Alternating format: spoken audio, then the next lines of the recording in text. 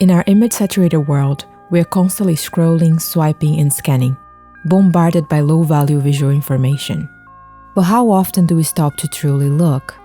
As we consume images faster and in greater numbers than ever before, the ability to truly see, to read images with depth and awareness, becomes an antidote to the noise, and a skill worth cultivating. For a great artwork teaches us to slow down, to observe and to peel back layers of meaning. A painting is not just an image, it is a carefully crafted message, shaped by the painter's choices in color, form, texture, and composition, with each detail inviting us into a more profound experience. Some paintings captivate us with their beauty, others with their honesty, and still others with their mystery or technical prowess. But what makes a painting truly great? Great paintings hold something beyond their surface, a pulse of energy that resonates through time. Much like an alchemical creation, a great painting transforms raw material into something that defies its origins. They transcend pigment on canvas to radiate a presence that seems almost alive, charged with the spirit of the painter's labor and vision. The 100 paintings featured in this list invite us into the collective unconscious by expanding our perception. They carry the greatest of visual impact, but they also captivate us through their stories, emotions, and ideas. These paintings unfold gradually, revealing layers of meaning that deepen with each encounter. In studying them, we learn to see more clearly, not just the rhythm of the brushstrokes, but the underlying messages, the historical context, and the personal reflections and thoughts of the painter. These images are an antidote to the chaos of content. They are demanding to our intellect, but also edifying to the spirit. They teach us to engage with the sublime on a deeper level, helping us to connect with the visual narratives that shape our daily lives, and ultimately, to connect with our own humanity. But creating a list of the greatest paintings is no easy task, as it requires narrowing down an expansive and ever-evolving history of the craft, while often being forced to compare masterworks of equal brilliance. Nonetheless, the parameters for this list have been carefully considered.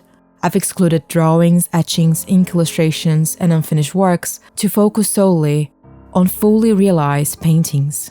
Each piece reflects what I believe defines greatness, that is, technical mastery, emotional depth, historical significance, and symbolic resonance. Yet, true greatness often defies strict parameters, revealing itself in the indescribable. That being said, creating a list of great paintings involves both selection and omission. It is important to acknowledge that some great paintings simply didn't make the cut, not because they are any less valuable, but because they fall outside of my specific criteria and vision for this particular list. This exclusion is not a judgment of their worth, but a reflection of the subjective and ever-changing nature of curation. When faced with the duel between two equally powerful paintings, my personal vision guided my final choice. But while personal bias inevitably shapes any curation, it is this very subjectivity that brings richness to any best-of list. Greatness isn't one-size-fits-all, and each work, whether included or not, contributes to the broader conversation of what painting can be. The works featured in this list span centuries, yet they have one thing in common: their ability to inspire wonder across generations. I made a conscious choice to present them to you not by worst to best, but by chronological order, so that this arrangement can offer a glimpse into the timeline of the history of painting, showcasing the evolution of sensibilities, techniques, and the creative vision that inspired them through the ages. As we explore this list together, I hope to share in dialogue with the painter's vision, as their work is a window into their spirit, capturing moments of profound insight, struggle, and beauty. This journey will uncover what makes a painting truly great, focusing on the context and narratives each work conveys. At its core, painting is a storytelling medium, and I've chosen works that tell compelling stories. So understanding these narratives is key to unlocking their magic.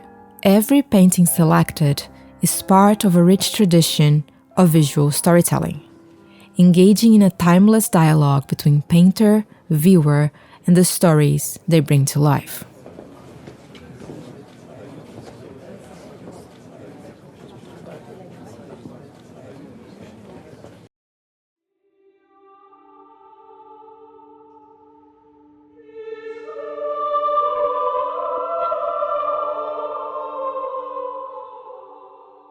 The origins of painting are elusive, as its evolution spanned thousands of years across different cultures and periods. When painting as we recognize it today truly began is open to interpretation, whether in the ancient cave paintings, the frescoes of Egypt, or the more realistic works of Greeks and Romans. There's no single defining moment, but rather a gradual unfolding of the medium. Nonetheless, I chose to kickstart this journey in the 14th century, a period that represents a significant leap forward for narrative painting and a pivotal moment in the evolution of Western art. And no better image to encapsulate these promising times than the Lamentation, or The Mourning of Christ, by Giotto. In 1304, Paduan moneylender Enrico Scrovegni commissioned the chapel's interior decoration, likely seeking to atone for his family's history of usury. The Lamentation is one of the key scenes in the chapel. It depicts Christ's body being mourned by his mother, the Virgin Mary, and other figures. Mary Magdalene washes Christ's feet, while St. John the Baptist stands behind them with arms outstretched. Two hallowed saints, likely Joseph of Arimathea and Nicodemus, stand apart, showing little emotion, while a group of mourners to the left express their grief. Above them, angelic figures mirror the sorrow.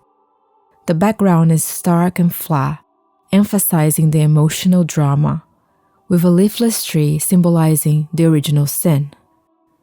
Giotto's composition is masterful, using triangles to focus the viewer's attention on Christ and his mother, making the scene both intimate and powerful. Giotto's use of light and shadow added depth to the figures, moving away from Byzantine stylization towards a more realistic and emotional portrayal. By giving his figures individuality, he made scenes relatable and human, paving the way for Renaissance artists like Masaccio and Piero della Francesca. Giotto showed how a flat surface could suggest space, how figures could feel three-dimensional, and how religious subjects could embody real, emotional humanity. Next is Duccio de Maestà, a monumental altarpiece commissioned by the city of Siena in 1308. This masterpiece was unique for its innovative design, featuring both a front and back that were intended to work together to provide a complete narrative. The front of the altarpiece depicts a grand image of the Madonna and Child, surrounded by saints and angels, with a predella illustrating scenes from the childhood of Christ and the prophets. The reverse side is equally intricate, showcasing a cycle of 43 small scenes from the life of the Virgin Mary and the life of Christ. These panels serve both a symbolic and a narrative purpose. The interconnectedness of Mary and Christ offer not only an account of sacred events, but also conveys deep theological ideas. The panels of the Maestà were designed to be viewed by the faithful during Mass and liturgical events, making it both a devotional object and a means to educate the public about key biblical stories. The visual storytelling aspect of the altarpiece allow viewers, regardless of their literacy, to understand and reflect on the sacred events that were central to the Christian faith. By presenting these stories with increasing naturalism and emotion, Duccio created a bridge between the symbolic art of the past and the more human-centered approach that would flourish later in the Renaissance.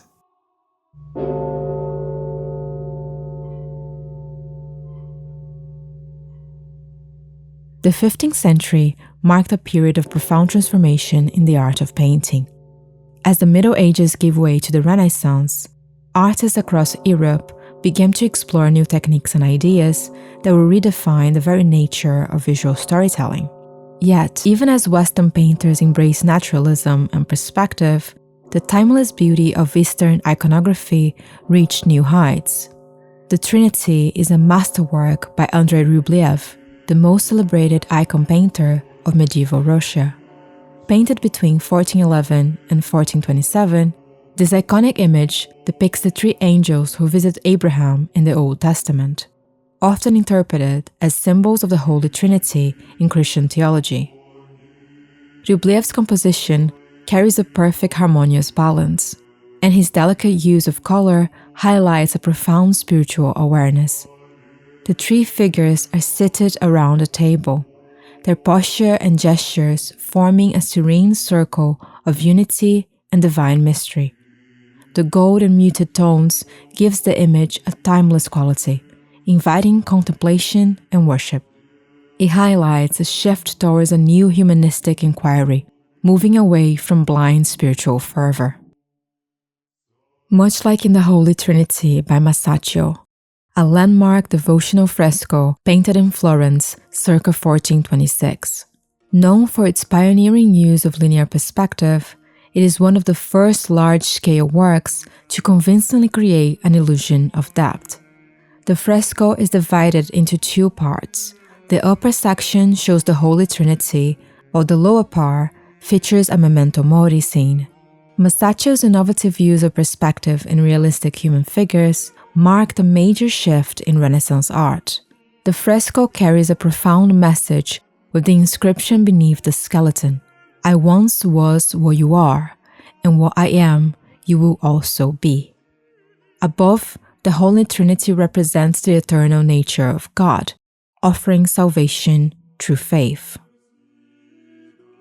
Cementing technical and thematically evolutions of this time is also the Ghent altarpiece by Jan van Eyck and Hubert van Eyck. Often named the first major oil painting by scholars, is a defining masterpiece of the new realism that characterized Northern Renaissance art. This work excels in its precise depiction of figures, flora, fauna, and spatial continuity. The exterior panels, particularly the Annunciation, incorporate naturalistic details like light casting shadow from the chapel's direction into the Virgin's chamber, seamlessly blending painted and real space. And the near life-size nude of Adam and Eve on the interior panels appear to step out of their niches, heightening the illusion of depth. Thematically, the altarpiece presents a complex theological narrative rooted in Catholic doctrine and the liturgy of All Saints' Day. On the closed panels, the Annunciation initiates the story of Christ's incarnation, while inscriptions and text amplify the sense of narrative. When open, the lower panels reveal a verdant heavenly landscape centered on the mystic Lamb of God, symbolizing Christ's sacrifice in the Eucharist. The fountain of life gushes water directed towards the chapel's altar, emphasizing the sacred as a source of grace.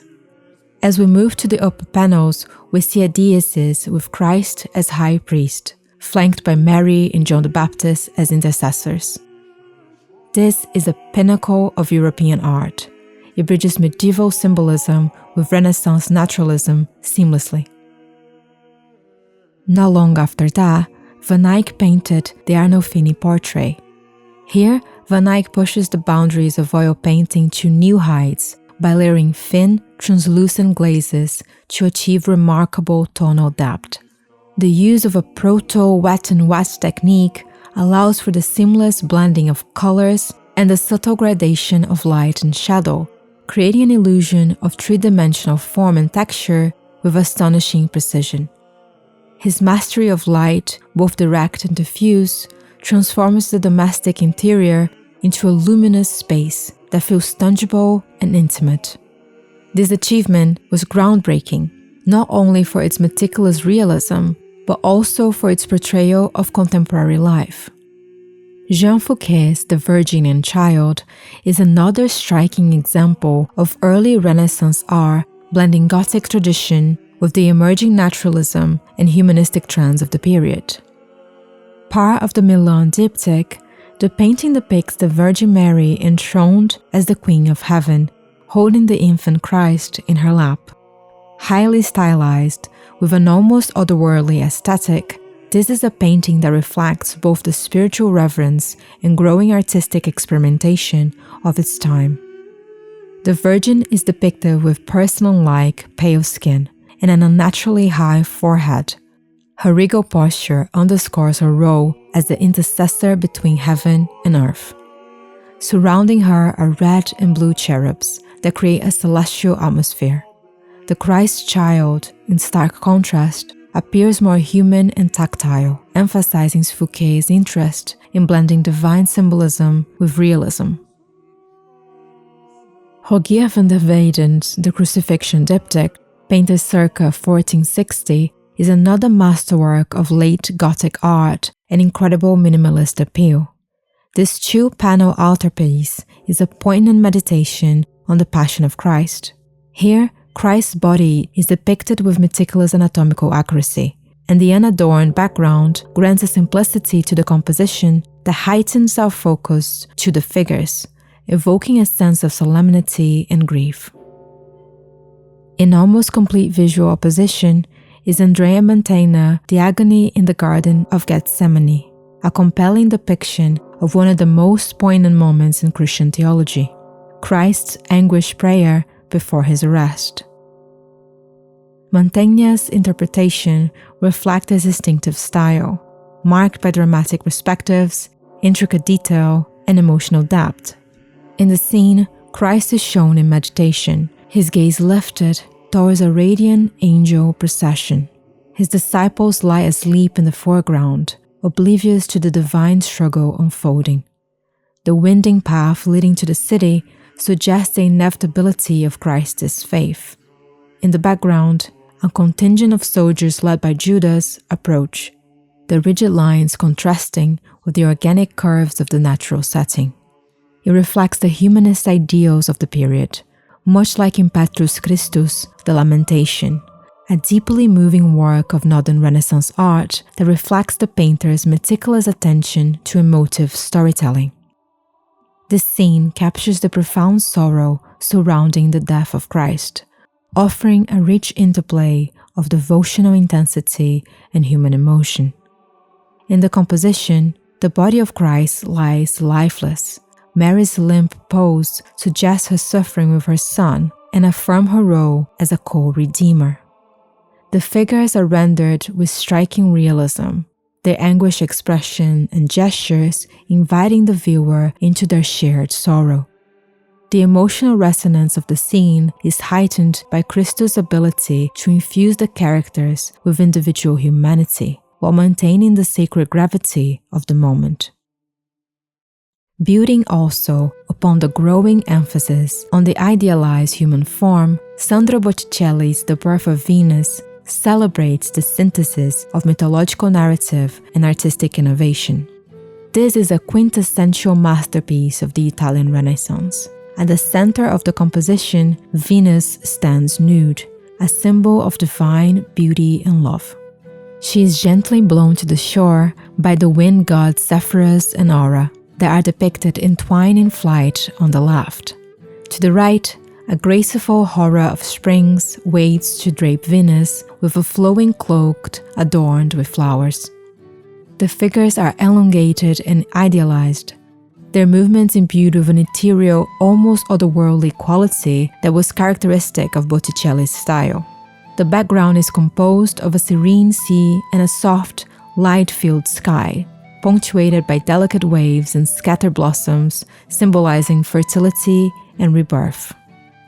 The overall palette is subtle yet vibrant, with golden accents that lend the painting a dreamlike, lyrical quality and bring to mind the medieval illuminated manuscripts. The Birth of Venus reflects the Renaissance fascination with Greco-Roman mythology and the rediscovery of classical antiquity. It celebrates the human form not just as a physical entity, but as an expression of spiritual and intellectual ideals. Venus herself embodies Neoplatonic concepts, the same interweaving of spirituality and a profound connection to nature that came to shape the painting John the Baptist in the Wilderness. Here, the rendering of nature enhances the scene's contemplative atmosphere, with soft illumination drawing attention to John's downcast expression and simple attire. The lamb, a symbol of Christ, rests near him, reinforcing the spiritual undertone of sacrifice and redemption. The intricate foliage and nuanced textures of the environment demonstrate the painter's mastery of detail. As the 15th century gave way to the 16th, the emphasis on spiritual reflection and divine connection began to intersect more overtly with the concept of individual identity. This shift is evident in Albert Dürer's self-portrait, a work that stands as a profound statement of artistic self-awareness. Painted when Dürer was just 26 years old, this work showcases the artist not simply as a craftsman, but as a cultivated and confident figure, reflective of the rising status of painters in the Renaissance society. Dürer presents himself in elegant attire. His posture is upright. His gaze is direct, evoking the image of a nobleman or scholar rather than a traditional artisan. His depiction of himself as both a painter and a learned individual signals a new era where creativity is seen as an intellectual pursuit. This revision in how painters view themselves aligns with the evolving ideals of the Renaissance man, and Leonardo da Vinci serves as a prime example of this transformation. In the emblematic The Last Supper, Da Vinci depicts the moment when Jesus announces that one of his disciples will betray him, capturing the tension amongst the apostles.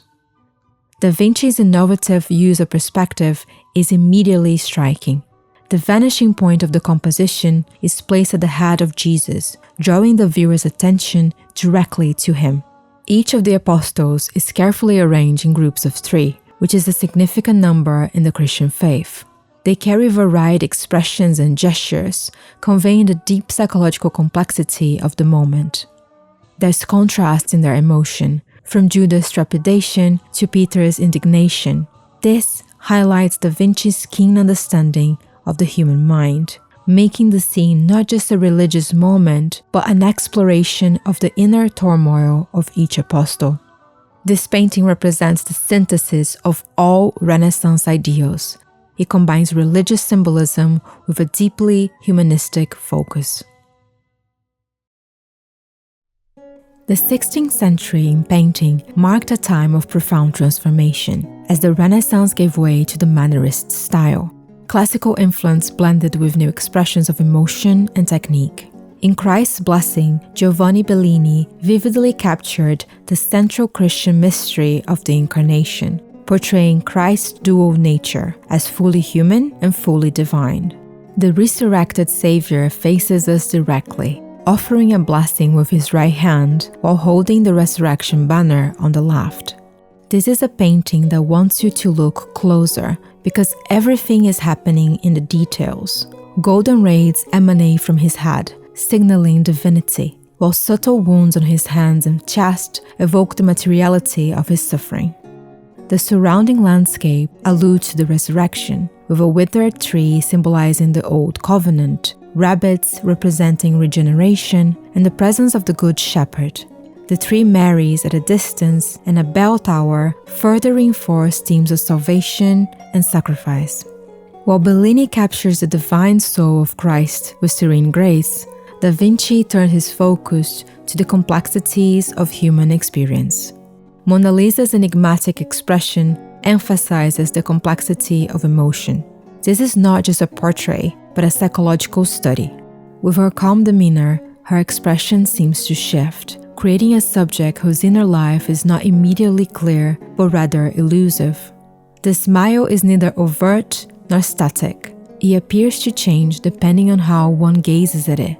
It seems to inquire from us, what is she truly thinking? And how do we perceive the complexities of emotion through such a fleeting expression? My next entry is another great mystery in the history of painting, The Garden of Earthly Delights by Hieronymus Bosch. This perplexing triptych is a visually striking exploration of paradise, earthly pleasure, and damnation. The left panel depicts the Garden of Eden, where Adam and Eve are presented before God, the beginning of mankind's existence in harmony with nature. The central panel presents a shocking allegory of sin, showcasing an array of naked figures indulging in surreal, hedonistic activities. The right panel portrays hell, with horrific scenes of punishment and suffering, reinforcing the consequences of those very indulgences. Bosch's highly imaginative and symbolic approach challenges viewers to question the nature of morality itself. The vivid scenes are populated with strange animals, oversized fruits, and bizarre hybrid creatures, all contributing to a sense of disorientation and disgust. This composition seems to offer a cautionary tale about the fragility of virtue and the heavy toll of moral corruption. In opposition, Raphael's The School of Athens contemplates the balance between faith and reason in the pursuit of truth. This fresco embodies the Renaissance fascination with classical philosophy, bringing together a host of ancient philosophers, each representing a different school of thought. In the center is Plato, pointing upwards, symbolizing the pursuit of abstract, metaphysical knowledge, where Aristotle, gesturing horizontally, advocates for a more empirical, grounded understanding of the world. Surrounding them are philosophers from various traditions, each contributing to the vast tapestry of human knowledge. Socrates stands to the left of Plato, engaged in conversation, while Pythagoras in the lower right corner teaches geometry to his students. Euclid, or perhaps Archimedes, is depicted drawing geometric shapes, and Diogenes reclining on the steps as to embody his ascetic philosophy. Heraclitus sits in solitude, while Ptolemy holds a globe to symbolize his contributions to astronomy. Many other thinkers embellish the scene, but it's interesting to notice that Leonardo da Vinci's likeness was used by Raphael to portray Plato, while Michelangelo's to portray Heraclitus. This is indeed a masterpiece and the perfect embodiment of the classical spirit of the Renaissance. On the flip side, reflecting on the mystical fervor of the growing Counter-Reformation, El Greco paints the iconic The Burial of Count Orgas. This is one of my personal favorite paintings on the list because it carries the total spirit of painting. Commissioned to commemorate the miraculous burial of Don Gonzalo Ruiz, the painting illustrates the legendary descent of St. Augustine and St. Stephen to personally lay the Count to rest in recognition of his piety and generosity. El Greco divides the composition into two distinctive realms, the earthly and the divine. The lower half portrays the solemn burial with like mourners in 16th century Spanish attire, capturing the gravity of human devotion.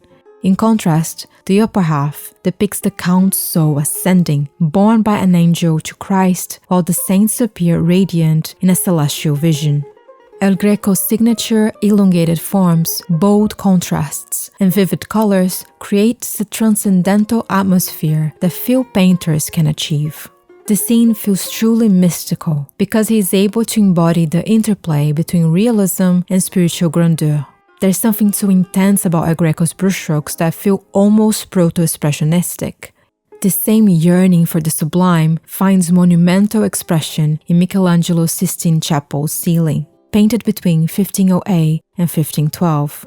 Michelangelo transforms the vast expanse of the chapel ceiling into a cosmic narrative of creation, fall, and redemption, offering a sweeping meditation on humanity's place within God's grand design. This is a masterwork that perhaps requires no introduction, as it stands as one of the greatest of human achievements.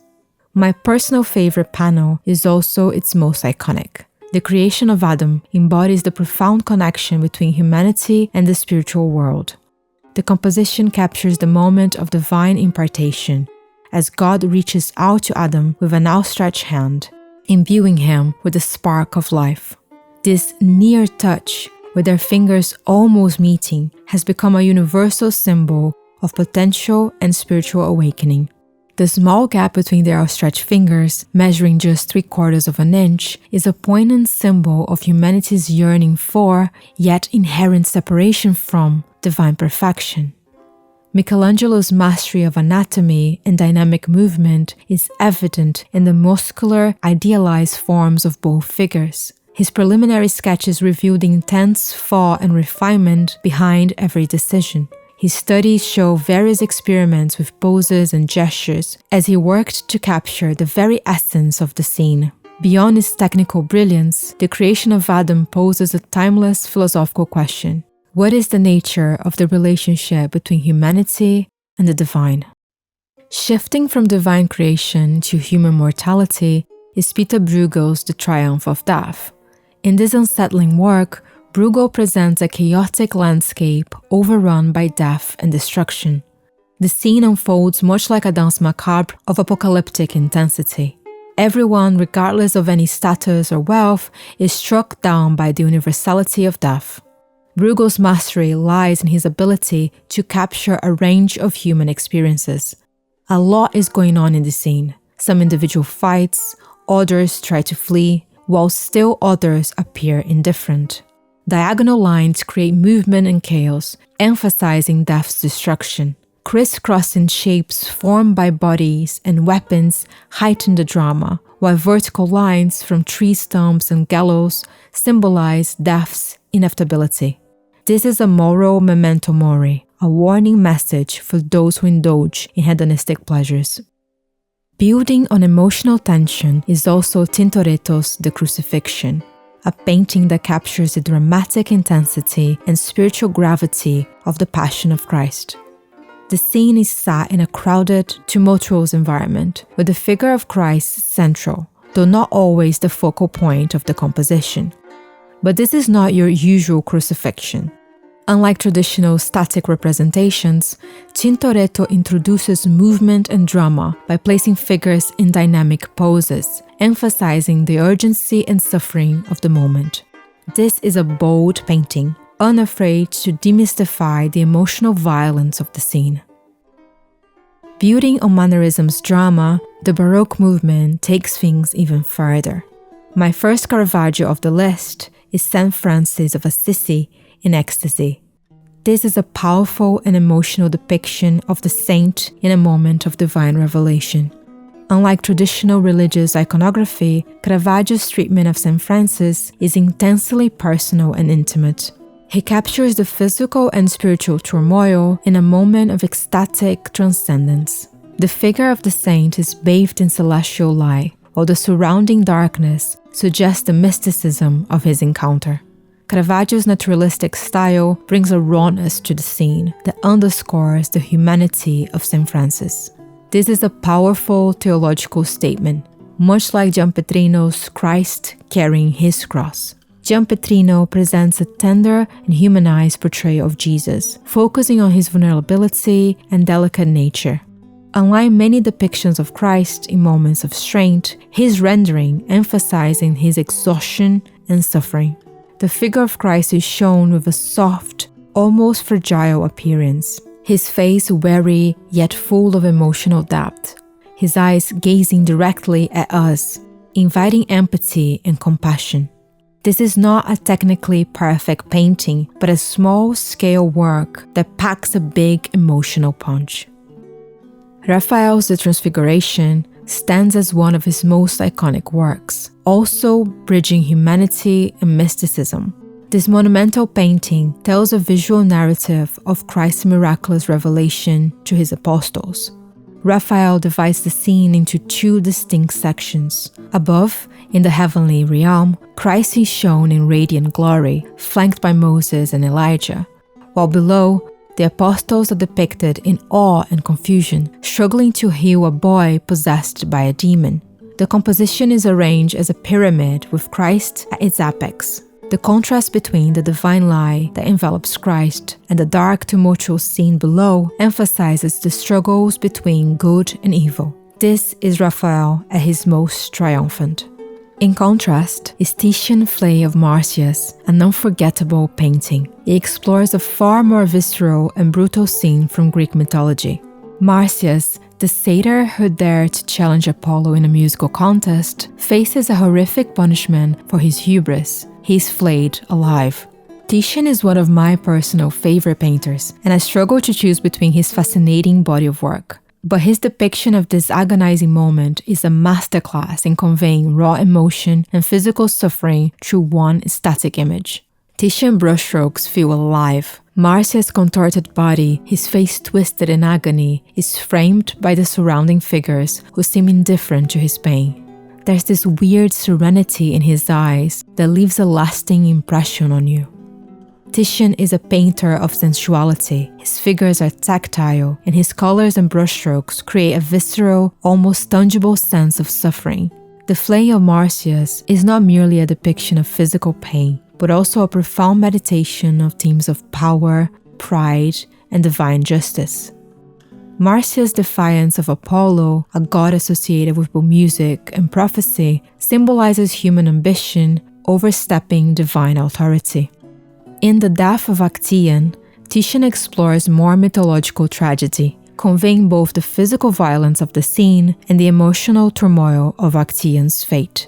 Actaeon, having unknowingly spied upon the goddess Artemis, is punished by being turned into a stag. His own hounds, failing to recognize their master, turn on him and begin to maul him to death.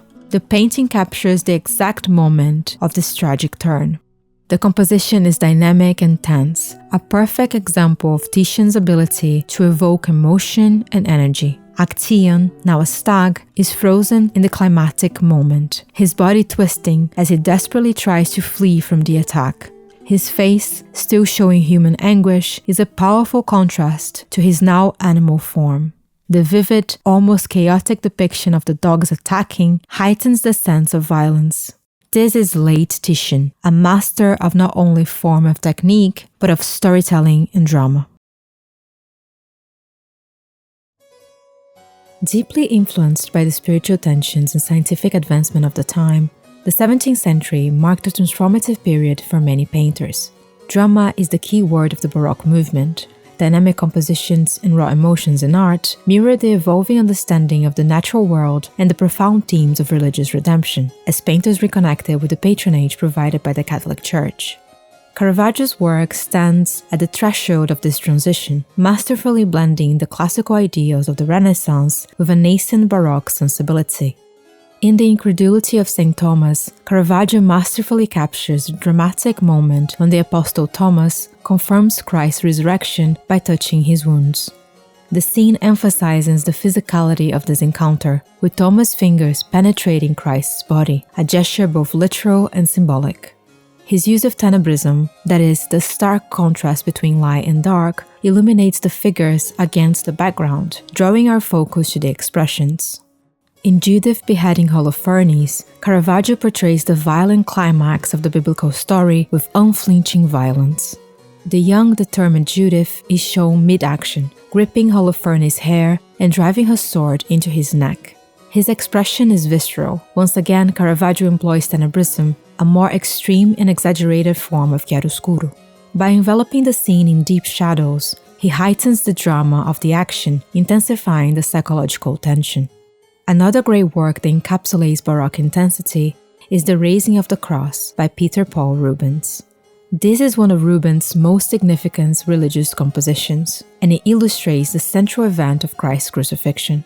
You can see everything that makes a good Rubens here: his understanding of movement, his sensual rendering of anatomy and the flesh, and his masterful use of composition. The figures are positioned in dynamic diagonal poses, with the figures of the soldier arranged to form a triangle around Christ. Tenebrism enhances the physicality of the scene.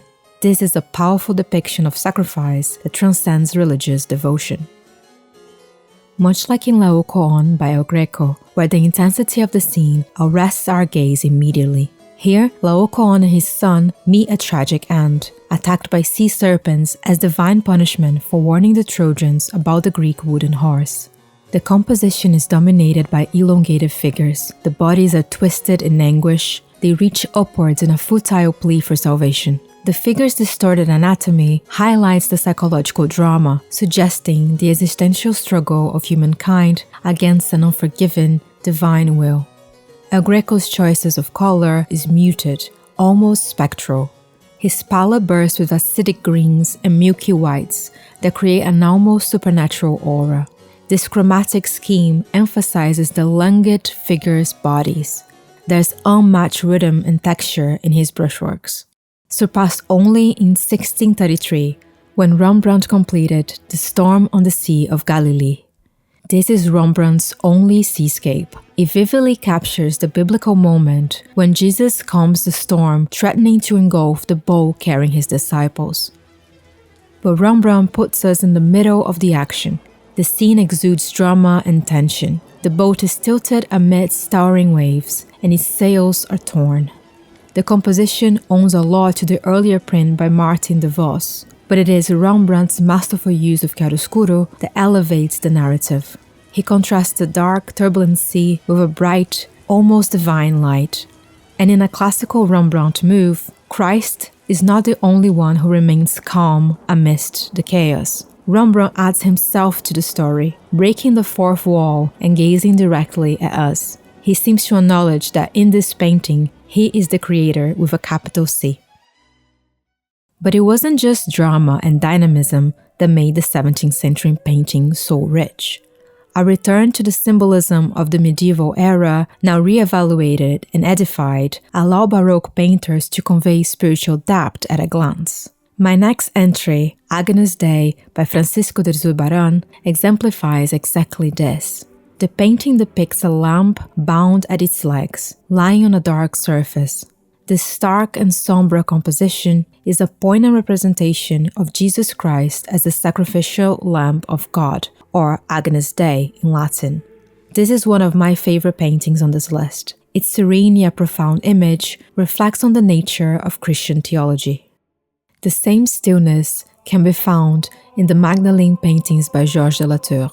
In his Magdalene with the Smoking Flame, arguably the most compelling of the four paintings, Latour presents a dignified Magdalene in introspective thought. This is a portrayal of a woman deeply engaged in spiritual transformation. She sits on a corner table, her figure illuminated by the glowing candle, her face slightly guarded from us, watching the flames.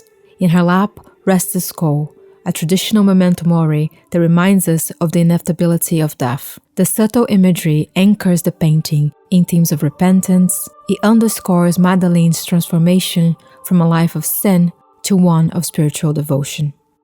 Another master of intimacy and storytelling is Giuseppe de Ribera. In the Martyrdom of St. Philip, Ribera is at his most dramatic, with critic Eugenio de Oro suggesting that he crafted an image that feels almost like a Russian ballet. There's urgency in every single expression. St. Philip's eyes bleed to the skies, his body contorted in an unnatural way, mid-movement, as he received his punishment. This is a painting brimming with raw emotion. The drama of St. Philip's suffering is not just witnessed, but felt, as Ribera captures the agony of martyrdom with startling immediacy and emotional depth. Building also on movement and dynamism is Rembrandt's The Night Watch. One of his most iconic works, it depicts a dynamic scene of Amsterdam's civic militia. But unlike traditional group portraits, Rembrandt paints a scene full of movement, with figures actively preparing for action, loading muskets, and adjusting their weapons. If we zoom in really close, we can see Rembrandt's masterful treatment of color and brushstrokes. There is dynamism in every corner of the scene. It captures the energy and complexity of space and human interaction. In the opposite direction is Louis Lenain, The Peasant Family, a painting poignant for its intimate portrayal of rural life. The scene is simple but full of dignity. Lenain doesn't idealize or moralize the poor, opting instead to focus on the family's connection to each other. He walks in almost complete opposition to the opulence of dramatic Baroque scenes, choosing a subdued palette of color that affirms the family's connection to their environment. This painting elevates everyday existence and acknowledges the strength of a simple life.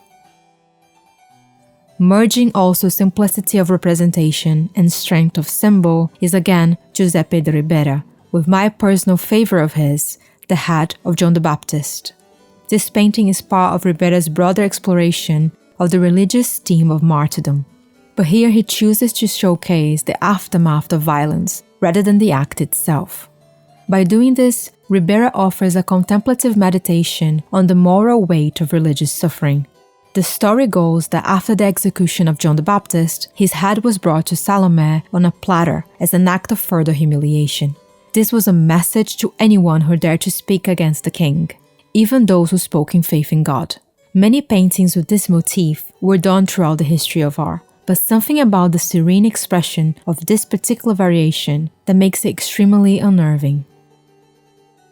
Unlike the intense religious or historical themes we've seen so far, my next entry, Archduke Leopold Wilhelm in his gallery by David Teniers the Younger, is almost comical. The painting itself is a masterful blend of the genres of portraiture and interior. The details of this work are unbelievable. Teniers paints an almost replica of the collection in excruciating detail, creating a meta-narrative that showcases both the technical prowess of the painter and the refined taste of the collector. Painting interiors is no easy task. It requires from a painter not only spatial awareness, but a strong sense of composition, and it's very easy to make the figures feel trapped. In Las Meninas, Diego Velázquez achieves the impossible. The painting depicts a scene in the royal court of Spain, with Velázquez himself included in the composition as he paints the king and queen who are reflected in a mirror. At the center, Infanta Margarita Teresa is surrounded by her entourage of ladies in waiting, all positioned in a way that invite the viewer into the scene. The composition creates a sense of immediacy, as though we, the observers, are part of the action. The focal point of the painting is widely debated. According to López Rey, Las Meninas feature 3 focal points: the Infanta Margarita Teresa, Velázquez's self-portrait, and the reflected images of King Philip IV and Queen Mariana on the mirror. Leo Stansberg suggests that the orthogonal deliberately shifts the viewer focus, with 3 keys center, including the man in the doorway, whose arm marks the vanishing point. I'm inclined to agree with Kenneth Clark. The truth about a complete visual impression depends on one thing: truth of tone. While drawing and color may vary, accurate tonal relationships create cohesion, and this interplay is what really elevates Velázquez's work. Another work shrouded in mystery is my next entry, Self-Portrait with 2 Circles by Rembrandt. Widely introspective, a true gem of Rembrandt's later years. This is the self-portrait to end all self-portraits. It features Rembrandt, one hand on his hip, gazing into us while holding the tools of his craft: a palette, brushes, and a maul stick. Dressed in a painting robe, his direct gaze embodies the identity of a defiant, accomplished master painter. Many are preoccupied with the symbolism of the 2 circles in the background. Some interpret them as symbols of eternity. Others suggest they demonstrate Rembrandt's ability to draw perfect circles freehand. To me, this self-portrait is powerful because it transcends mere self-representation. Unlike the polished style of his earlier works, this painting features an improvisational quality, with dynamic brushstrokes in pastels, incised lines, and subtle glazes that add depth and texture. This is a master not preoccupied with perfection, but enthralled by his own process. And it's by making this process visible in the canvas that we can find the truest form of self-portraiture. Johannes Vermeer's The Art of Painting also depicts an artist at work. Seen from behind, he paints a model who holds a trumpet and a book. Vermeer was an artist of light, and this work is no different. Here we see an imaginary version of his studio, and perhaps an imaginary version of himself. As Albert Blanchard would assert, no other painting so flawlessly integrates naturalistic techniques, brightly illuminated spaces, and a complexly integrated composition.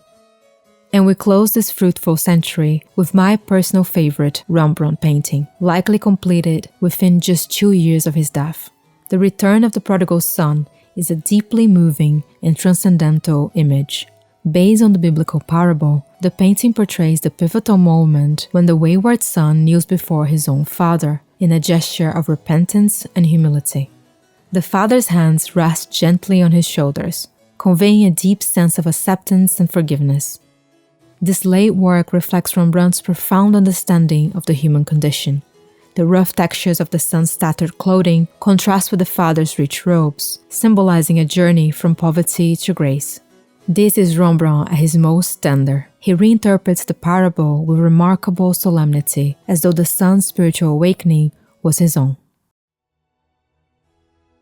The 18th century, marked by the hedonism of the Rococo movement and the intellectual rigor of the Enlightenment, was a period of significant cultural evolution in Europe. Art during this time reflected the contrasting forces of opulence and reason. Jean-Honoré Fragonard's The Swing stands as an iconic example of this dichotomy. Encapsulating the era's spirit of frivolity and sensual delight, the painting portrays a young woman on a swing, pushed by an elder gentleman, while a lover secretly watches hiding in the foliage below. Fragonard's dynamic composition and his patisserie-like pastel palette conveys a sense of carefree indulgence that feels like a burst of silly laughter. This is Rococo at its best, utterly empty but utterly delightful. As the 18th century progressed, many painters decisively moved away from this excess. They were reflecting a growing interest in nature, realism, and the lives of ordinary people. This cultural shift is evident in The Reapers by George Stubbs. Stubbs celebrates the dignity of work. The painting depicts harvesters in a golden field. The figures are rendered with careful attention to anatomical accuracy. There's a timeless quality about this composition. It balances the workers against the countryside perfectly, and it seems to tell us about their integral role in the cycle of nature. Another great departure from Rococo's fertility is The Death of Marat by Jacques-Louis David. Here we get a glimpse of the turbulence of the Enlightenment and the French Revolution. This is a neoclassical moral painting that epitomizes the revolutionary fervor of the period. Painted during the Reign of Terror, the piece memorializes the assassination of Jean-Paul Marat, a radical journalist and revolutionary leader. David portrays Marat as a martyr. The simplicity of the setting and the iconic pose recalls religious imagery, drawing inspiration from classical representation of saints. Marat's body is slumped, his lifeless figure resting in the bath. The stark, almost sculptural composition draws our eyes to his peaceful expression. Only if we look closely we see the knife, the letter from his assassin Charlotte Corday, and the bloodied water. Everything is rendered with chilling realism and a restrained color palette that evokes an almost sacred atmosphere. While The Death of Marat captures a moment of political violence and martyrdom in revolutionary France, The Death of a Pale Horse by Benjamin West takes us into the realm of biblical prophecy, where death is not merely political, but a universal force. Created during a period when West was exploring themes of divine judgment and moral reckoning, this painting is inspired by the Book of Revelation, specifically the vision of the fourth horseman of the apocalypse. I looked, and there was a pale green horse. Its rider was named Death. The composition is dominated by the pale horse, rendered here as a spectral and menacing figure who charges across the canvas in a chaotic swirl of human suffering and cosmic turmoil. There's a sense of urgency and doom that penetrates the whole scene, with flashes of divine light illuminating the terror-stricken figures. The tumultuous arrangement of bodies and animals creates a sense of movement and unrelenting destruction. This is West's vision of the apocalypse, and it's not tame. Its raw emotional power and grand scale foreshadow Romanticism's preoccupation with the sublime. In The Witch's Fly by Francisco Goya, the interplay between superstition and Christian morality is key. This is a haunting and enigmatic painting that embodies Goya's fascination with the darker corners of the human mind and the irrational elements of Spanish folklore. His composition centers around a group of witches suspended in midair.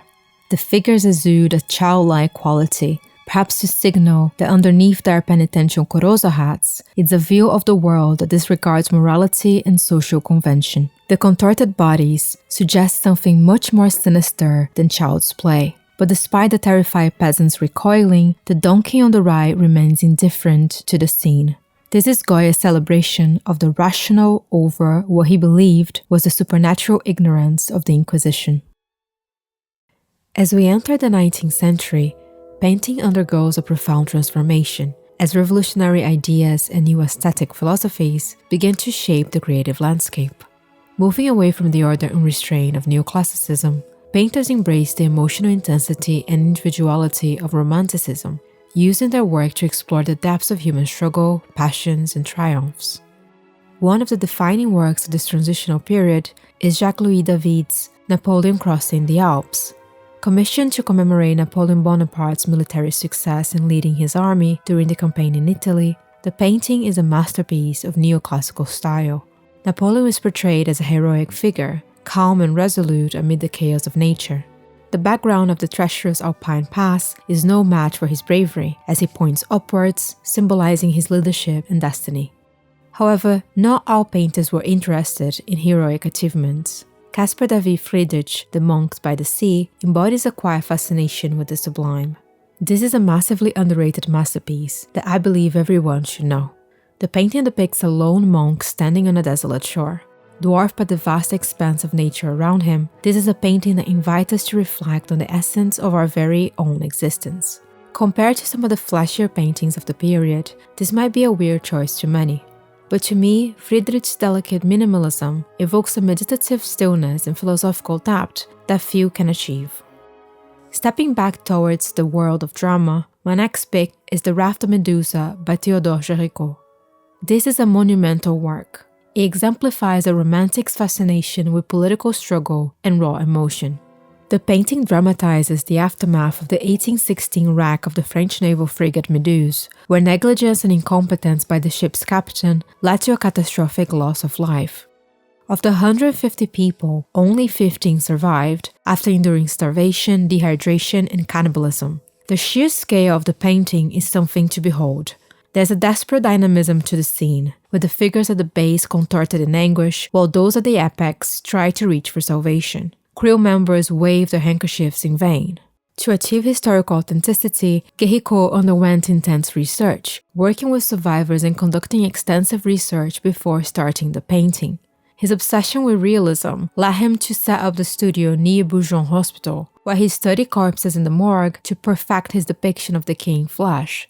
He also borrowed severed limbs and even a severed head from a mental asylum, keeping them in the studio for weeks to capture their texture and tones.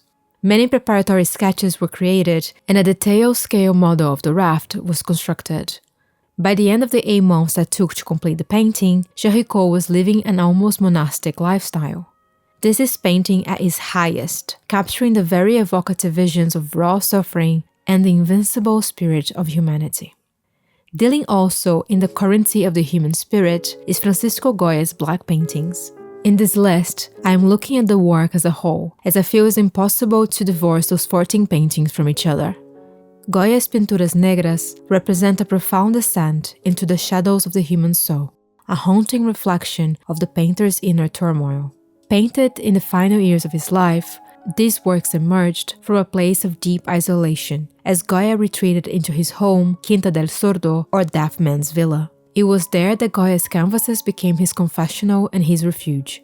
Painted directly into the wall, they weren't made to be seen by anyone but Goya himself, and so they are unflinching in their portrayal of madness, as they reveal the artist's soul stripped bare. His brushstrokes are thick, pasty, and expressionistic. They feel like a psychological testament of a man who witnessed both personal and political turmoil, and who found no solace in the world around him. In Saturn devouring his son, Goya taps into the primal fears that gnaw at the human psyche. His grotesque interpretation of the mythological titan Saturn shows the figure in a state of delirious hunger as he consumes his own child.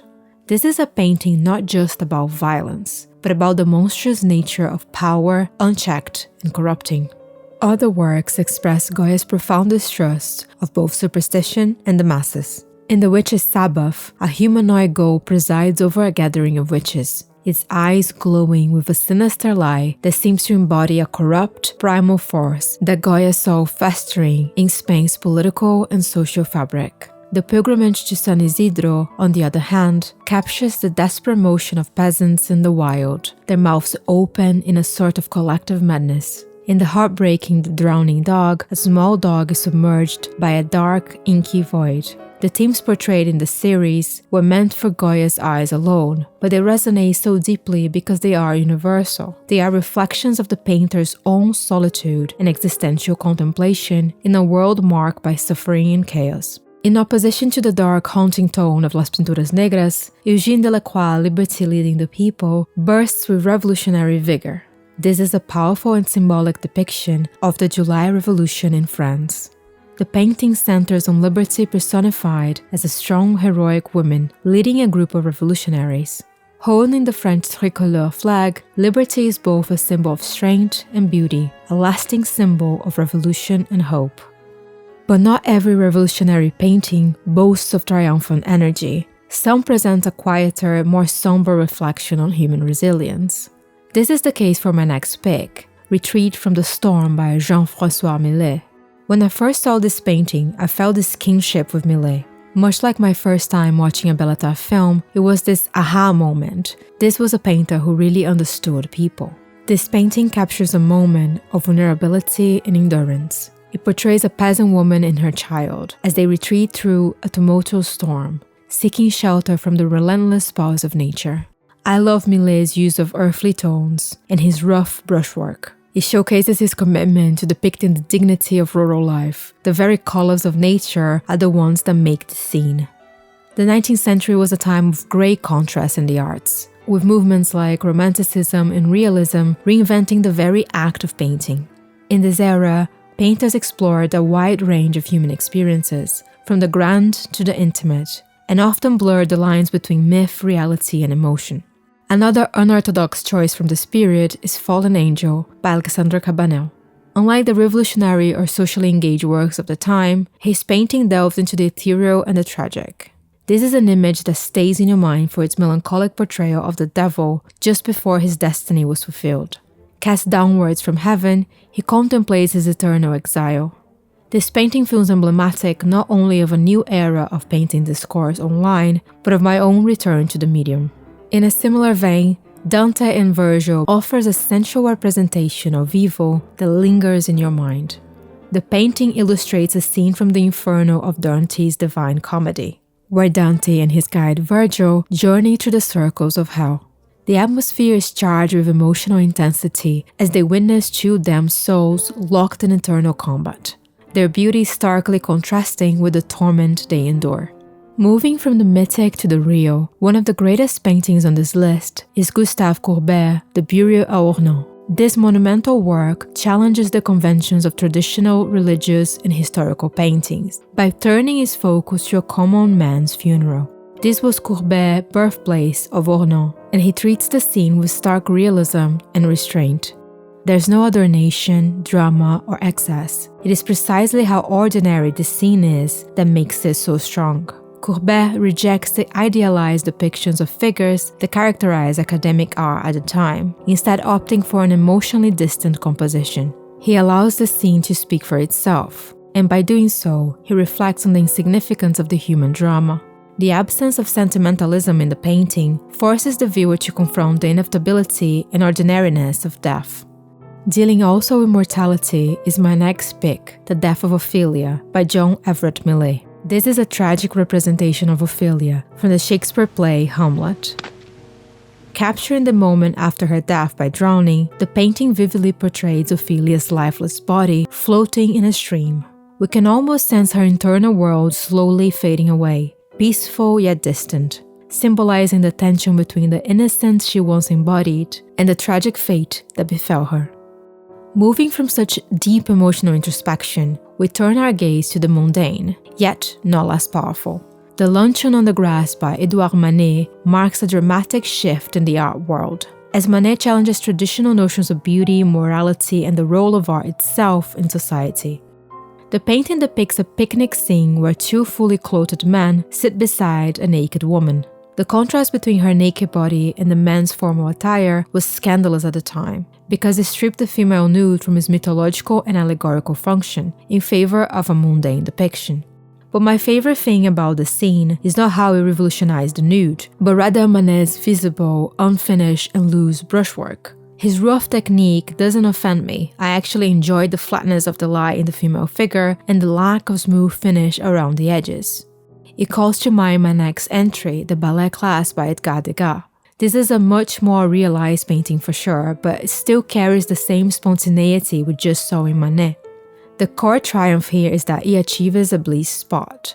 The guy is able to be loose and playful with his painting style without totally abandoning classical aesthetic principles. It's easy to get absorbed in the asymmetrical composition, the beautiful color palette, the soft light, the vivid brushwork. But what really makes this painting great is the guy's intimate look inside the world of ballet. And maybe I am biased because I do ballet and have danced ballet since I was a little girl, but the guy's fascination with the unpolished reality behind the glamour we portray on stage is what makes this painting great.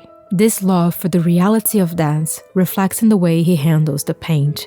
He paints ballerinas with a deep sense of humanity, their personality seeping through the figure poses. He emphasizes the delicate nuance between the rigid discipline of our work and the outward, effortless image we want to portray when we dance. And the thing about paintings, we are constantly trying to get people, to portray them as truthful as possible in the canvas, to understand their world behind the facade, to not imprint truth but to dig it from within the subject.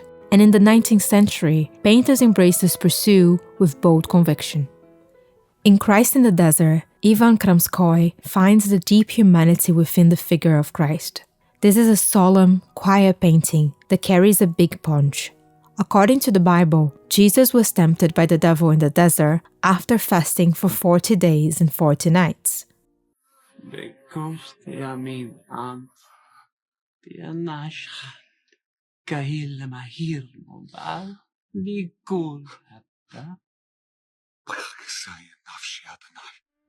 Kramskoy understands the depth of this temptation. By choosing to emphasize the melancholy of the scene, he reveals the human frailty within the divine perfection of Christ, making him that more relatable and ultimately closer to us. By rejecting idealized representations in favor of raw, unfiltered depictions of human life, 19th century painters capture both the complexities and contradictions of their time. My next entry epitomizes all of that. He is also one of the most underrated painters of all time. I'm speaking, of course, of Ilya Repin.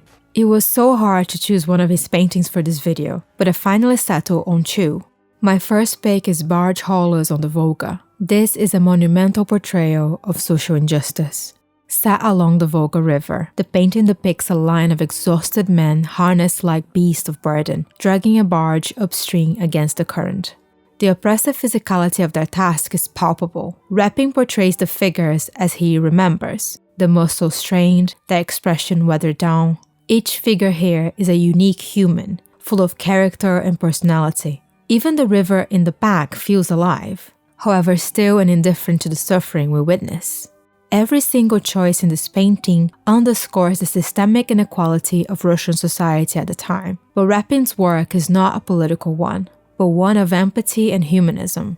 This same humanism transformed the way we see what we portray on canvas. Painters were demanding of their own work a type of honesty and emotional depth that went beyond mere representation, seeking to reveal the inner truth of the subjects. They no longer just capture external appearances, but delved into the complexities of human feeling, aiming to reflect both the beauty and the struggle of life with unflinching clarity. My two upcoming entries are very, very personal because they reflect this very desire. Both Joan of Arc by Jules Bastien Lepage and Job by Léon Bonnat are paintings that deeply move me. One might even say I have a bias towards them. To most critics and painters, they might not be as radically important as Cézanne or Matisse, but to me, they are profound meditations on human struggle and spiritual transcendence that are far too often overlooked. Bastien Lepage portrays Joan of Arc in a pivotal moment of revelation, standing in her garden as she hears the divine voices that call her to liberate France. At this moment, she was surrounded with the eternal presence of St. Michael, St. Catherine, and St. Margaret. Yet, we can only see the beauty of the garden. Joan herself is caught in a sort of liminal state. Her face expresses a mixture of awe, confusion, and resolve. The rough textures of brushstrokes ground her in reality, while her eyes tell us everything we need to know about her story. They are open and bright and full of life. On the other hand, Bonnat's Job is a stark, sad portrayal of suffering, depicting the biblical Job seated naked on barren ground, his body completely ravaged. This is painted in such detail that it makes it so intense to look at. The pose is definitely one of my favorites in the history of painting, and this intense chiaroscuro, there is this massive contrast between dark and light, really showcases the fragility of his body, while this deep shadows engulfs everything. But this is not a nihilistic approach. Bonnat's painting is edifying and strong. Job is gazing upwards, like he's pleading with God for salvation or mercy. And despite this darkness, there's this divine light coming from above, looking straight down at him.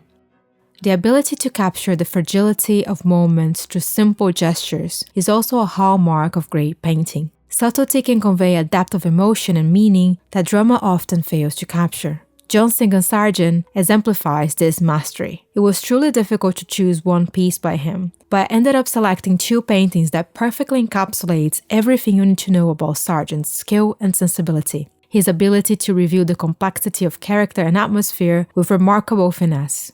In the end, I settled with the daughters of Edward Darley Bois and of course Carnation, Lily, Lily, Rose.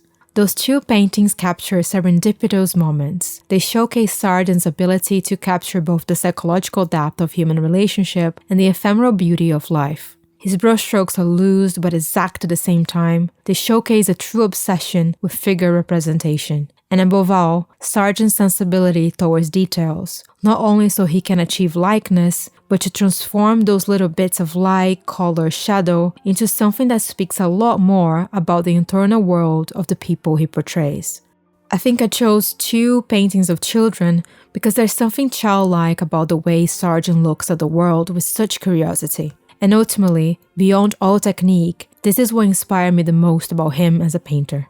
The 19th century also showcased that feeling had not to come at detriment of narrative. Ilya Repin's Ivan the Terrible and His Son is a masterclass in storytelling and tension building. The painting captures the anguished Tsar Ivan IV, holding his dying son moments after striking him in a fit of rage. The psychological intensity of this painting is remarkable. Ivan's wide eyes are unforgettable, as Repin captures the exact moment he realizes the consequences of his action. As he holds his son's lifeless body against his own, we cannot help but think, why? Ilya Repin's capture everything with immense humanism, the dramatic and rich light, the somber tones contrasting with the crimson, unforgiving red. Every visual choice amplifies the intensity of the scene. Throughout the 19th century, painters explored everything, from political and social issues to the inner workings of the human psyche, creating a rich tapestry of expressive possibilities that forever changed the course of art history. Hope, by George Frederick Watts, encapsulates yet another way of creating images. This painting presents a profound meditation on the theological virtue of hope, portrayed as a blindfolded figure seated atop a globe, clutching a broken lyre with a single remaining string. While broken instruments were a common motif in European paintings, Watts' use of this imagery in association with hope was completely new. The muted tones and ethereal quality of the composition echoed the influence of Burne-Jones' Luna, a work that deeply inspired Watts during the creation of this painting.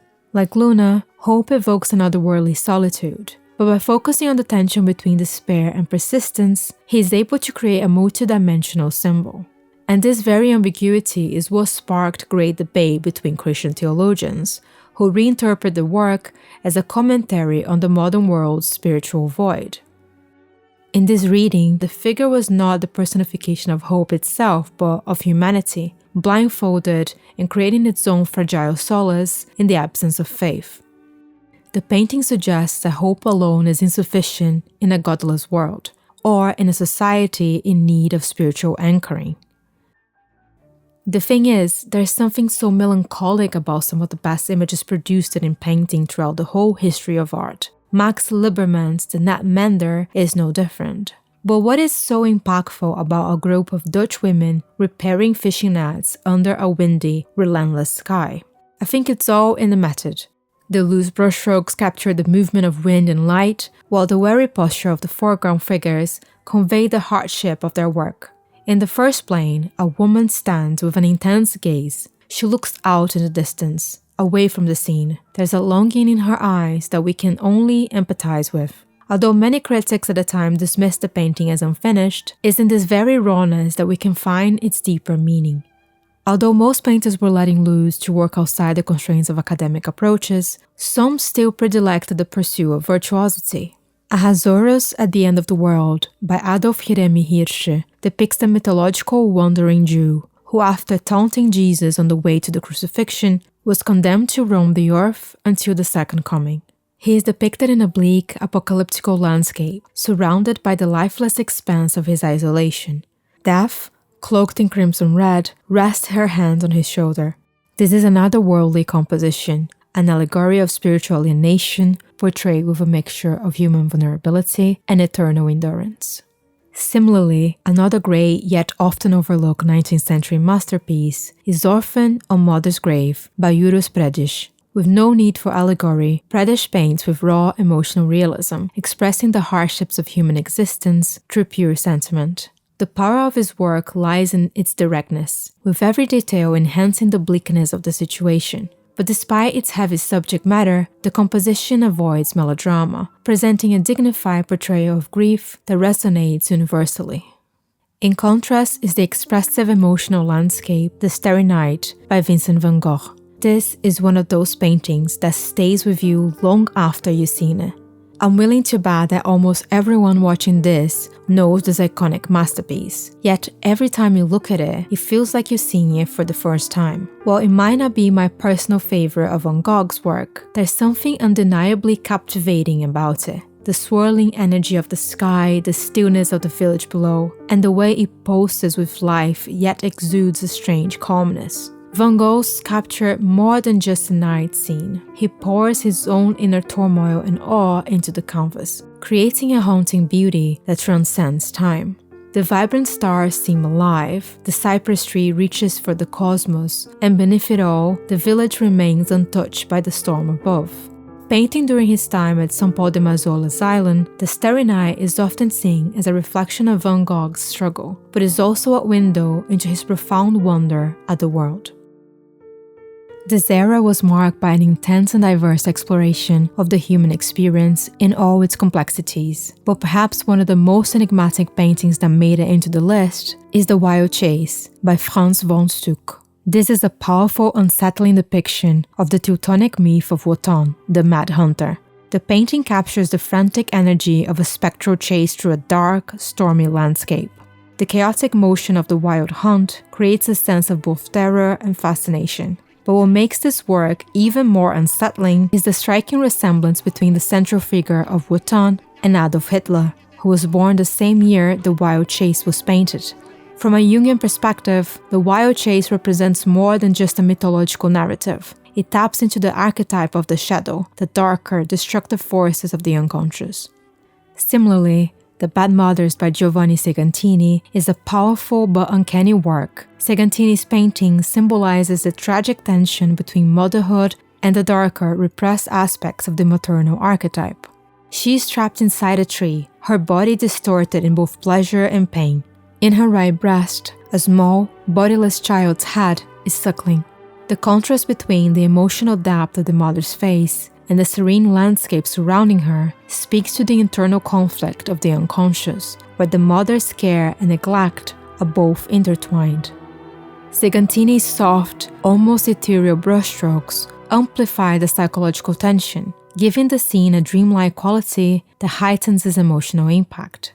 As we move towards the 20th century, painters explore the intersection of the particular and universal. Eugène Carrier's Le Réveil, Her Mother's Kiss, captures the deep psychological meaning behind a tender moment between mother and child. By blurring edges and using muted tones through his soft sfumato technique, Carrier creates a spectral, dreamlike quality, suggesting the merging of the conscious and the unconscious.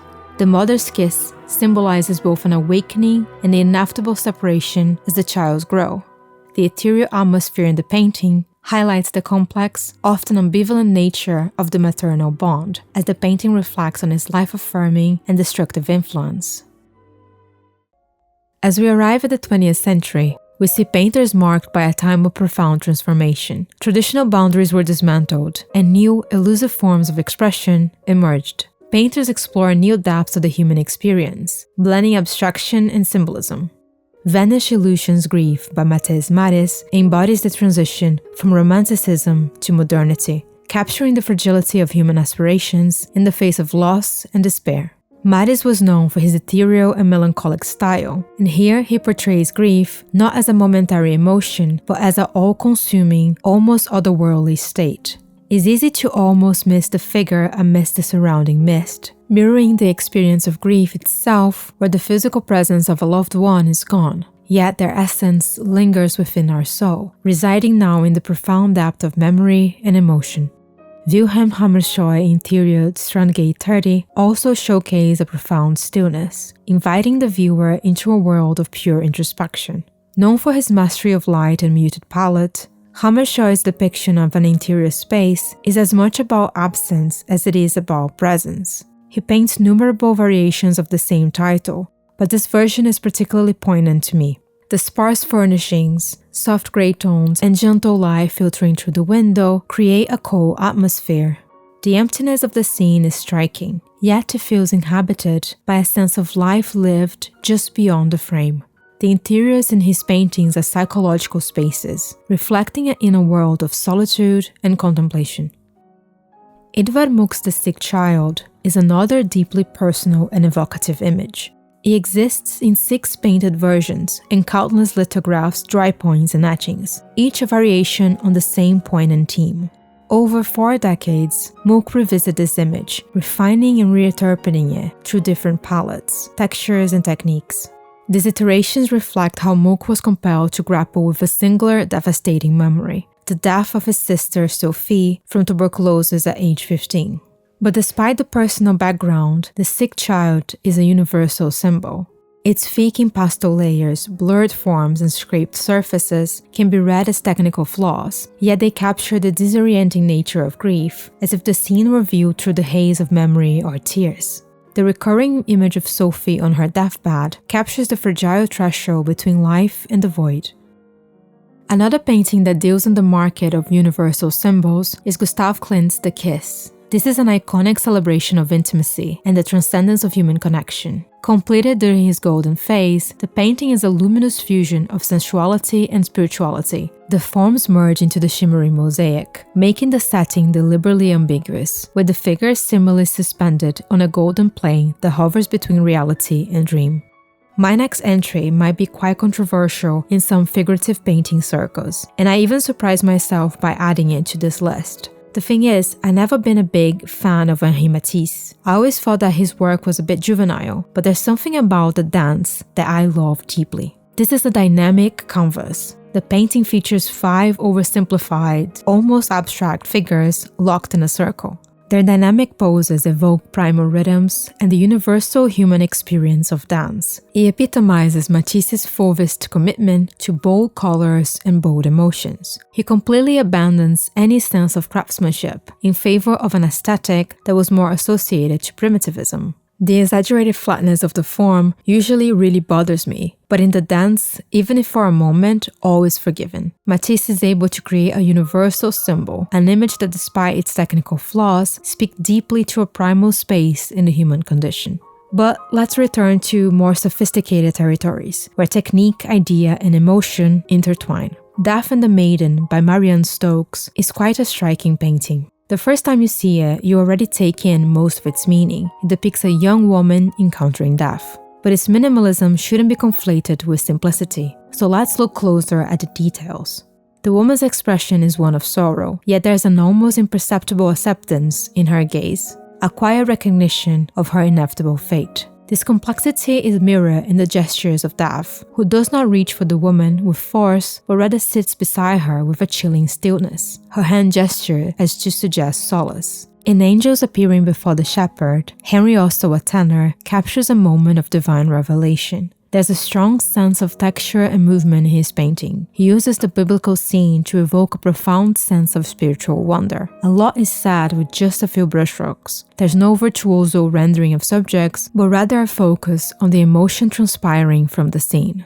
The same raw emotion is present in my next entry, A Tree in Late Autumn by Egon Schiele. Here he captures the stark essence of isolation through the depiction of a bare, twisted tree, standing alone against a tumultuous sky. At just 21, Schiele had already begun to explore the deep connections between the external world and the inner states of the soul. The tree, stripped of its leaves and standing alone in the emptiness, becomes a symbol of human solitude, conveying an emotional way that transcends the natural form.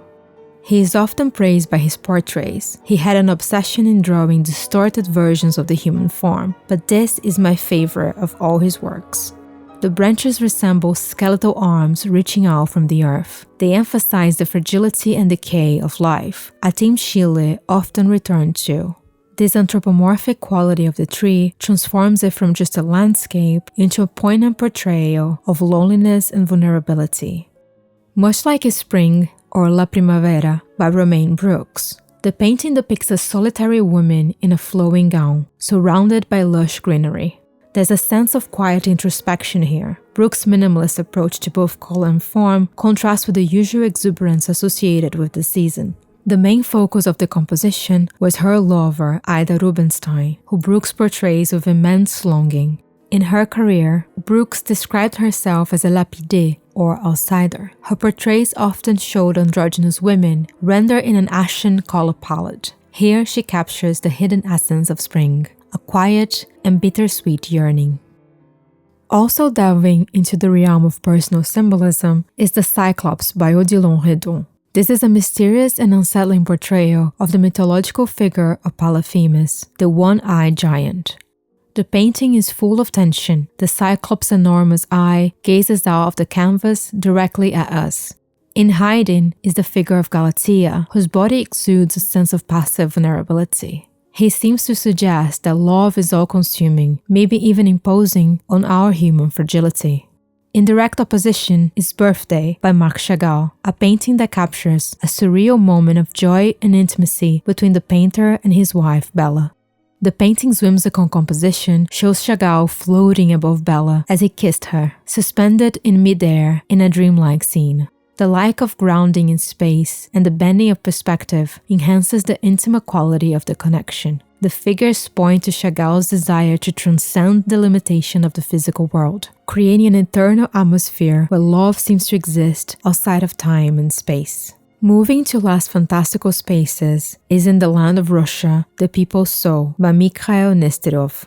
This painting embodies a deeply spiritual and nationalistic vision of Russian identity. Influenced by the changing politics of Russia, Nesterov captures a moment of collective anxiety and hope. It features a procession led by an invisible Christ, uniting figures from all walks of Russian life, from religious icons, young Bartholomew, to writers like Tolstoy and Dostoevsky. Nesterov reflects on the unity and spirit of the Russian people as they face the impending revolution of 1917. Amidst Russians from all walks of life, blessed Vasily of Moscow, the Holy Fool, pleased to the skies. Although most of the great paintings of all times told stories, some works move beyond narrative to allow for the flow of life itself to create meaning. In Reflections of Clouds on the Water Lily Pond, Claude Monet masterfully captures the beauty of nature with his signature impressionist style. The painting depicts a serene water lily pond, its surface reflecting the sky above. The loose, expressive brushstrokes allow light to dance across the surface, creating a dynamic effect. Monet's soft palette of blues, greens, and purples invites the viewer into a moment of tranquility, emphasizing the fleeting beauty of nature. This is the quintessential work of Impressionism. Monet is asking us for a moment of contemplation, to share with him a memory and an imprint of the beautiful garden he cultivated for years. Turning to a more introspective exploration of human connection, Magritte's The Lovers delves into the complexities of intimacy and alienation.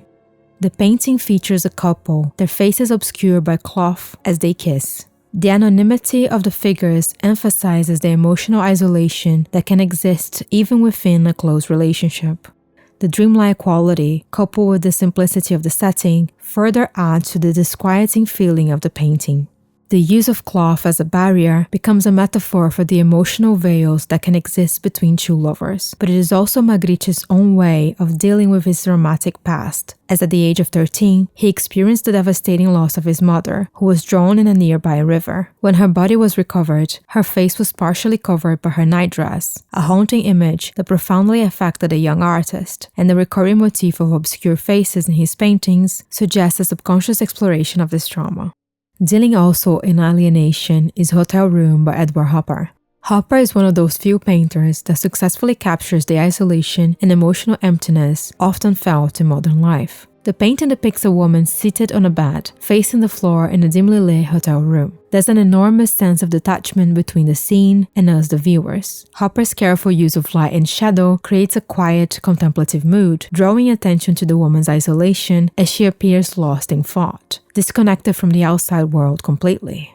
The hotel room, seen through Hopper's eyes, becomes a liminal space, a transient setting that reflects the stark new reality of human connection in the modern world. Salvador Dali's The Persistence of Memory takes this disconnection to an entirely different plane, transforming the mundane into the surreal as he explores the fluidity of memory and perception. This is Dali's most iconic work. The clocks here are melted, distorted, and deformed. They no longer fulfill their mundane function. In Dali's bare landscape, they are symbolic objects. His hyper-realistic treatment of the scene makes it even more surreal, inviting us to reconsider the nature of time and the way we experience memories in our subconscious reality. And just like in Dali's work, a masterpiece often transcends the sum of its parts. Guernica by Pablo Picasso is another striking embodiment of this principle. This is a monumental work, with over 11 feet high and 25 feet long. It confronts viewers with a nightmarish vision of the bombing of Guernica by Nazi Germany. But this painting has power even over those who don't know its historical context, because Picasso's storytelling here is masterful. Each element contributes to its overwhelming impact. A mother wails in anguish as she clutches her lifeless child, her tongue as sharp as her pain. A burning figure stretches its arms upwards in agony. A dismembered soldier lies broken, his severed head a chilling reminder of war's brutality. Above them, an electric, all-seeing eye glows ominously, suggesting divine judgment or the unrelenting gaze of truth. And beneath all the chaos, he embeds subtle yet potent motifs. The agonized horse, central to the composition, contains a hidden skull, a quiet yet harrowing symbol of death's omnipresence. This is Picasso's greatest triumph. My next entry is Leonora Carrington's And Then We Saw the Daughter of the Minotaur, a surreal exploration of myth, femininity, and transformation. The painting features a dreamlike tableau where mythical and human elements intertwine. At the center, the daughter of the Minotaur, presented as a hybrid figure. She stands with an enigmatic presence, suggesting to us the fusion of our primal instincts and our conscious awareness. The otherworldly scene is full of symbolic details. Everything here is suggestion. Nothing is to be explained, for that would be too restrictive. Carrington didn't want her paintings being contained inside the box of meaning. She was interested in fluidity of things, drawing viewers into a realm where the subconscious reigns supreme. You're trying to intellectualize something desperately, and you're wasting your time. Okay. To make a kind of into little sort of mini logic. Never understand by that road. In contrast, Dorothea Tanning's The Little Night Music delves into a surreal interplay of innocence and unease. The painting depicts two young girls in an eerie twilight setting. One carries a cryptic but calm expression, while the other's hair is swept into a frenzy, defying natural order. A door is slightly open, shining in some light into the corridor. Beside them, a sunflower looms ominously, oversized and grotesque, its vitality bordering on menace. The ambiguous mood is amplified by the stark juxtaposition of children and the unsettling undercurrent of danger, transforming this mundane moment into a psychological enigma. Also delving into the realm of the uncanny is street studies for figures at the base of a crucifixion by Francis Bacon. This visceral triptych redefines the boundaries of modern art. Each panel presents a distorted, grotesque humanoid form set against a stark orange background. Bacon evokes a sense of isolation and despair. The figures with their gaping mouths, twisted bodies, and amorphous anatomy seem to embody suffering and torment. They suggest to us the furies of Greek mythology. Alecto or anger, Megaera or jealousy, and Tisiphone the Avenger. The crucifixion reference, though absence of direct Christian iconography, serves as a universal symbol of pain and sacrifice, creating a palpable sense of unease. Great painters are often able to navigate the border between universal and personal truths. They are able to give a bit of themselves, at the same time opening space for us to give a bit of our own subjectivity. In The Wounded Deer, Frida Kahlo does exactly that. I confess, this is an unorthodox pick for the best Frida's painting, but this is the work that touches me the most. The Wounded Deer is a deeply personal and symbolic painting that captures Frida's physical and emotional pain. In the surreal self-portrait, she depicts herself as a young stag, her body pierced by multiple arrows. The deer stands in a desolate forest, his body bloodied, yet his expression remains stoic and resilient. The barren landscape mirrors her inner turmoil. The combination of human and animal forms underscore Kahlo's connection to nature and mythology. He also emphasizes her feelings of vulnerability and entrapment. In Christina's World by Andrew Wyeth, this feeling of isolation is also palpable. This is an evocative portrayal of longing set against the stark landscape of coastal Maine. The painting features Anna Christina Olson, a neighbor of Wyeth. Here she's lying in a vast grassy field with her back turned to us. Dressed in a delicate pink dress, her figure appears simultaneously frail and determined. This is a poignant psychological landscape. The composition draws its power from Christina's real-life struggle. She possibly had polio, which left her unable to walk. Refusing to use a wheelchair, she instead dragged herself using her arms. Wyeth admired her resilience, describing painting this as a challenge. He wanted to do justice to her extraordinary conquest of a life, which most people would consider hopeless. The vast field becomes a metaphor for both her physical limitation and the emotional distance she must traverse. But because this is Andrew Wyeth, everything is treated with the utmost sensibility. The title suggests that the painting transcends realism, offering a portrayal of the subject's internal world, a state of mind rather than a specific place. Andrew Wyeth knew how to capture and to elevate everyday moments. Through his meticulous details, he amplifies the atmosphere of the scene, walking the line between vulnerability and perseverance. My next choice is The Visit of Ephesus by the often forgotten post-surrealist Paul Devaux. And I say post-surrealist because he was definitely very influenced by the surrealist movement, but he only identified with the term for a very short period of time, and I think you can really see why when you look closer into his paintings. He often painted tableaus, blending classical ruins with statuesque female figures in a dreamlike scenario. The serene yet detached expressions of the women, combined with Devaux's precise rendering of architecture, evoke a sense of timelessness and mystery, transforming the painting into a symbolic space that bridges history and the subconscious. The women were often muses in Devaux's work, and here they appear otherworldly, embodying an eternal presence amidst the tangible relics of antiquity, inviting reflection on the layers of history and existence. In the opposite aesthetic direction is Jean-Michel Basquiat's Untitled from 1982. This painting stands as an electrifying example of Basquiat's ability to channel chaos, energy, lived experiences, and cultural commentary into one single work. He often painted amidst total noise. The TV was on, radio, many magazines, and some of his favorite books on the floor. He took from everything around him, creating an almost hypnotizing war atmosphere that allowed him to masterfully synthesize disparate influences, blending references to anatomy, African art, and contemporary urban culture with scrawled text and abstract motifs. The painting features a skeletal figure rendered with expressive brushstrokes. The central figure might have been a self-portrait, an attempt to immortalize his skull into a broader representation of humanity. Untitled exudes both vulnerability and defiance, its form fragmented yet powerful. It feels almost sacrilegious to segue into Ad Nerdrum after Basquiat. Their work is so different, they touch opposite ideas of the human condition entirely. Ad Nerdrum wouldn't even call himself an artist. He wouldn't want to be put in the same list as the likes of Picasso or Francis Bacon. He simply refuses the term, proposing a justified schism against the modern and contemporary art world. He wants to be called a painter, emphasizing the craft and the tactility of the act of painting in itself. But Nerdrum's ideas aren't just about rejection. He aims to rekindle the old traditions of painting, to rectify the loss of sentimentality and melancholia.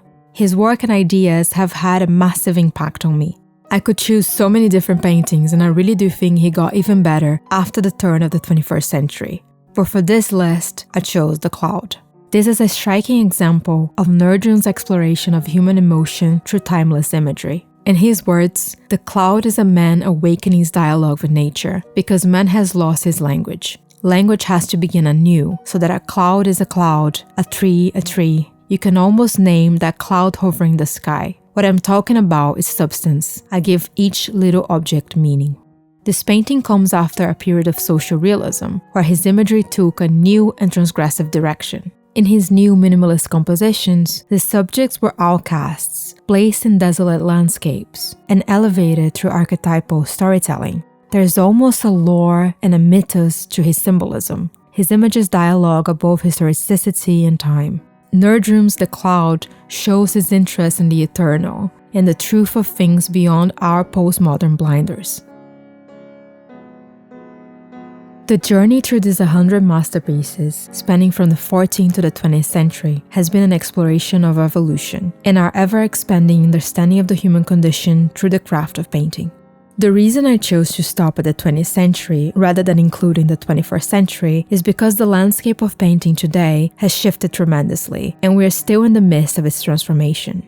Through this list, we went from a world of high symbolism and religiosity to a private space where painters tell their personal stories through images on canvas. Today, we navigate also meta-narratives, identity politics, and the deconstruction of form in favor of concepts. The paintings being produced today are raw and in progress, and the impact of many contemporary painters will only be fully understood in time.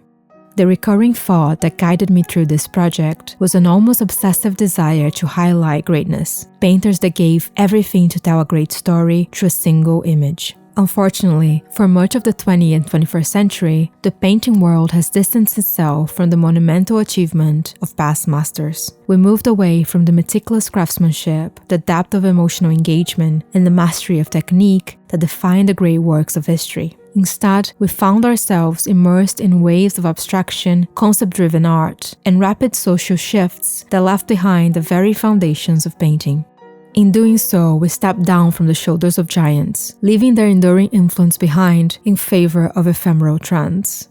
The grandeur of those who paved the way seemed to fade into the background, overshadowed by the urgency of modernity, postmodernity, and the new meta-narratives we consume. However, to truly advance and rediscover the depths of human expression, we must find our way back to those shoulders. By reconnecting with the core principles of great painting, those timeless techniques, philosophies, and emotional truths, we can breathe life back into the craft and purpose of the medium. Standing on the shoulders of giants does not mean merely copying the past, but rather using their achievement as a launching point to go further and reach higher. It is through this return that we can begin to appreciate not just where painting has been, but where it could go if we embrace both history and innovation in tandem. By re-engaging with the legacies of the past, we can reconnect with the power of greatness. To paraphrase Nerdrum, one must move backwards into the future so that your face is illuminated by the past.